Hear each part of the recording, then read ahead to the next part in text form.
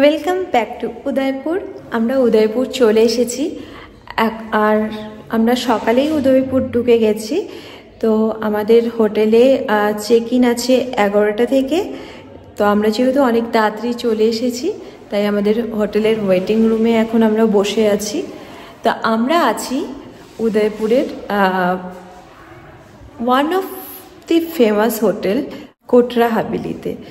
তো হোটেলটা তো মানে ভীষণ সুন্দর, রিসেপশনটাও খুব সুন্দর আর ওয়েটিং রুমটাও খুব সুন্দর।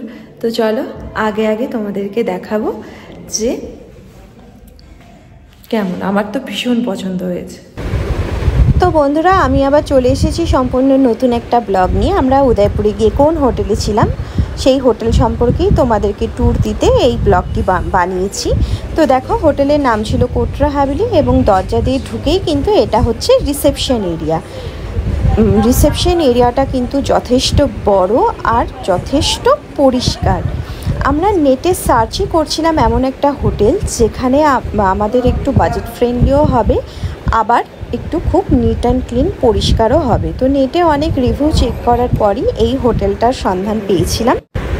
আর এই যে ঘরটা দেখছো, এটা হচ্ছে হোটেলের ওয়েটিং এরিয়া। ওয়েটিং এরিয়াটাও কি সুন্দর আর স্পেসিয়াস, আর বসার জন্য অনেক কটা সোফা রাখা হয়েছে।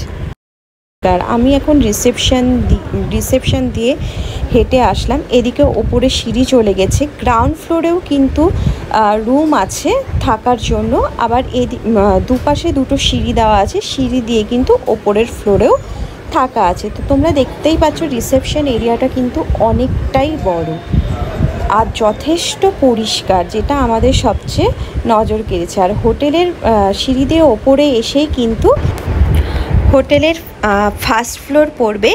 আর এই ফার্স্ট ফ্লোরেই কিন্তু একটা খুব সুন্দর টেরেস আছে, ওপেন টেরেস। তো দুদিকেই দেখতে পাচ্ছ তোমরা থাকার জন্য রুম আছে। আর এখন যেটা সবচেয়ে নজর কাড়া বিষয় হলো এই হচ্ছে ওপেন টেরেসটা। এই ওপেন টেরেসটা কিন্তু খুবই সুন্দর। আর এখান থেকে কিন্তু হোটেলের ভেতরটাও যে ইনফ্রাস্ট্রাকচার সেটাও কিন্তু খুব ভালোভাবেই বোঝা যাচ্ছে। তো আমাদের রুম ছিল কিন্তু এই ফার্স্ট ফ্লোরেই। ওপেন টেরেসে অনেক গাছ রাখার জন্য কিন্তু এর সৌন্দর্যটা আরও অনেকটাই কিন্তু বেড়ে গেছে। আর সামনে দেখো কি সুন্দর একটা মিররও আছে। তো চলো আমরা আমাদের রুমে যাই। তো সবার প্রথমে আছে আমাদের রুম নম্বরটা হচ্ছে 101। একটা খুব ভালো জিনিস দেখলাম যে এখানে কলিং বেল নেই, তার পরিবর্তে এখানে এরকম নক সিস্টেম, যেটা আগেকার দিনে হতো রাজবাড়িতে। তো চলো এন্ট্রি করা যাক।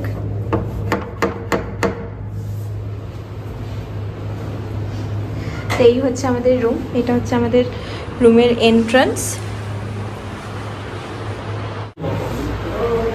তো চলো রুমে ঢোকেই হচ্ছে সবার প্রথমে বাদিকে একটা সিটিং অ্যারেঞ্জমেন্ট আছে।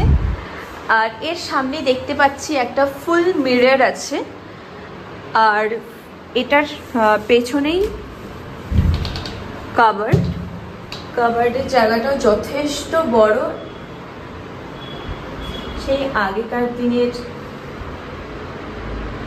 যেরকম হয়ে থাকে। তো এটা হচ্ছে আমাদের রুমের এন্ট্রান্স। পুরো ফ্লোরটাই কিন্তু হোয়াইট মার্বেলের। বাদিকে সিটিং অ্যারেঞ্জমেন্ট আর ডান দিকেই তোমরা বাথরুমের দরজাটা দেখতে পাচ্ছ। তো চলো বাথরুমের ট্যুরটাও তোমাদেরকে দেখিয়ে দিই।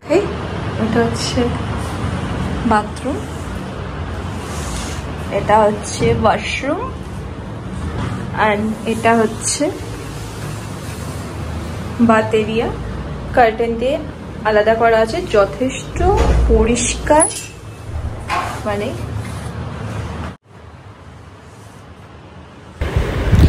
বাথরুমের সাথেই কিন্তু হেয়ার ড্রায়ার সেট করা ছিল। তো স্নান করে তুমি এখানেই কিন্তু চুল শুকিয়ে নিতে পারবে।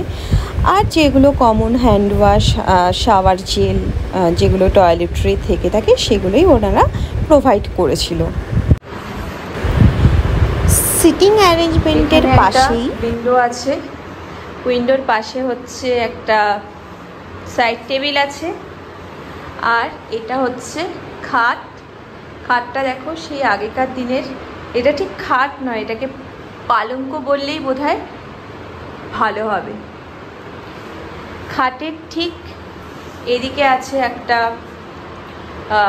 কফি ইউনিট, একটা টেবিল আছে, টেবিলের একপাশে কফি ইউনিট আছে, আর নিচে ড্রয়ার আছে। এখানেও অনেক কিছু রাখা যেতে পারে।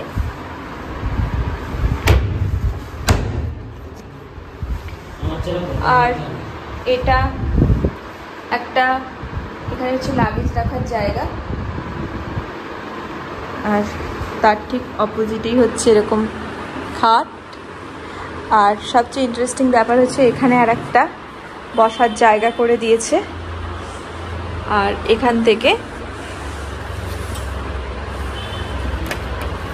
থেকে উইন্ডো আছে, এটাকে উইন্ডোটা সরাতে হবে, পর্দা দেওয়া আছে। তো এই হচ্ছে আমাদের কোটরা হাভেলির রুম। পুরো একটা হাভেলিতে ঠিক আমরা ঠিক যেরকম চেয়েছিলাম যে কোনো হাভেলি টাইপের কোনো কিছুতে থাকবো এবং হাভেলি ফিলটা নেব। এই হচ্ছে আমাদের হোটেল। তো কোটরা হাভেলির রুম ট্যুর তোমাদের কেমন লাগলো অবশ্যই জানাবে।